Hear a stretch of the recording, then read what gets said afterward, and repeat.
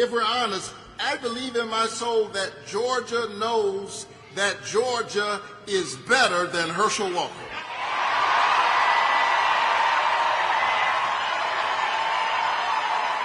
Come on.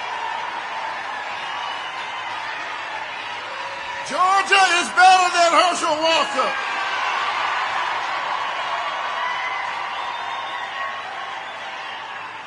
That was Democratic Senate candidate Raphael Warnock. And in just a few days, Warnock will get a chance to see if Georgia really is better than Herschel Walker. But Democrats are leaving nothing to chance, with former President Barack Obama visiting the state to give Warnock's campaign a much-needed boost. And Obama was on fire. Take a look.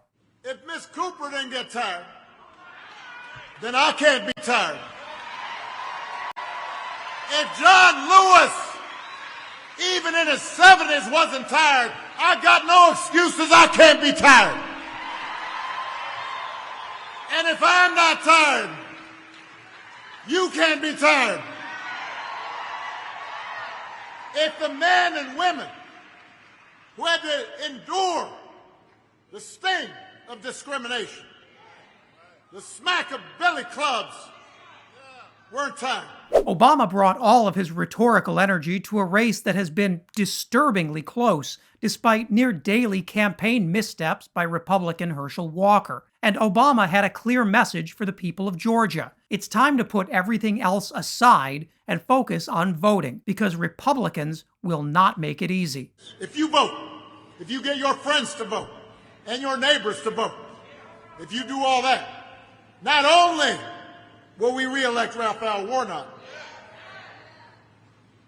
not only will we keep Georgia and America on a path to a better future, but we will be setting an example for a 4-year-old right here and laying a foundation for him to build on. And that 1-year-old over there, and I know I saw a 3-month-old here, they're watching right now to see. Obama is often called one of the best public speakers the Democratic Party has to offer, and it's pretty easy to see why. And in a race that polls indicate is now a dead heat, Raphael Warnock will need every single voter he can get to head to the polls. And Obama wasn't just there to fire up voters. He also had a message for Herschel Walker. Every day he comes up with something. Every day. Since the last time I was here, Mr. Walker has been talking about issues that are of great importance to the people of Georgia. Like whether it's better to be a vampire or a werewolf.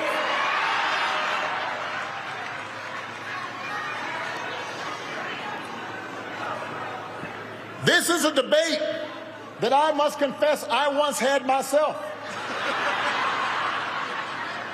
When I was 7.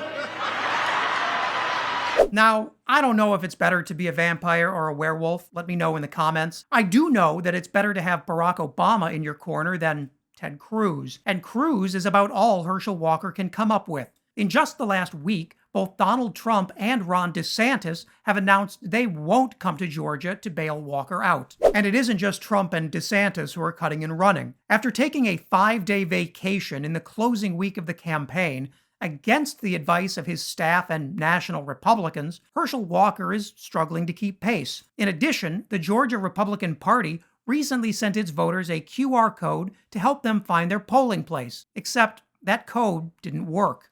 Whoops. Meanwhile, Herschel Walker isn't exactly focused on the race. You'd think Walker would be taking every moment to hammer home the issues, or at least to attack Raphael Warnock. But you'd be wrong. Instead, here's Walker bizarrely claiming he raised Ivanka Trump and Donald Trump Jr. and gave them all of his brains. Watch this mess. I don't know if y'all know that I've known Donald before he became the Donald. A matter of fact, little Ivanka and little Donald lived with me for a week for 5 years during the summer. Every amusement park, Disney World, SeaWorld, every place they went, I was the one to take them. I kept them for a week. So the intelligence of those 2 kids right there is not from Donald.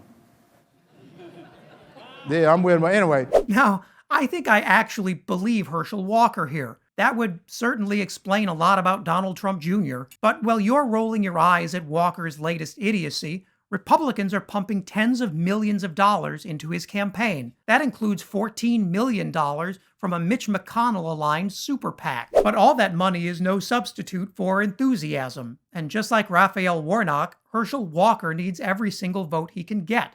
Unfortunately for Walker, even some of Georgia's Republican leaders are finding they just can't go through with it. Here's Georgia's Lieutenant Governor Jeff Duncan explaining why he refused to cast a vote for Herschel Walker. So you told CNN in the fall that Walker didn't do enough to get your respect or your vote in November. Will you be voting for him next Tuesday? I showed up to vote this morning. I was one of those folks who got in line and spent about an hour waiting. And, it was the most disappointing ballot I've ever stared at in my entire life since I started voting. I had two candidates that I just couldn't find anything that made sense for me to put my vote behind. And so I walked out of that ballot box, showing up to vote, but not voting for either one of them. Now, think about how lockstep the Republican Party is, okay? Think about how important loyalty is in the GOP. And now think about how bad you have to be as a candidate for the Republican lieutenant governor not only to refuse to vote for you, but then to say that on television. I don't think I have ever seen something like that before. And thanks to social media, Raphael Warnock has made sure that Lieutenant Governor Duncan's comments have made it far and wide within Georgia, while the Walker campaign is still radio silent. According to media monitors watching the race, Democrats are burying Walker in paid media, and every single second of those ads matter. With Republicans disorganized and demoralized, and Democrats making nationwide phone calls into Georgia, Raphael Warnock is enjoying a late surge in momentum. That will be huge, not just for Georgia, but for the whole country. One more Democrat in the Senate would mean an end to the tie-breaking committee votes that have held up so many of Joe Biden's judicial confirmation. But it was Barack Obama who summed up Herschel Walker's delusions best, with a story about basketball. Georgians should make Walker's Senate career just as imaginary. Since the last time I was here, apparently he also claimed that he used to let me beat him at basketball. But then he admitted that we've never actually met. So I guess this was more of an imaginary whooping that I laid on him.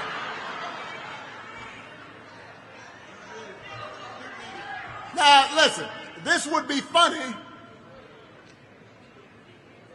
if he weren't running for Senate.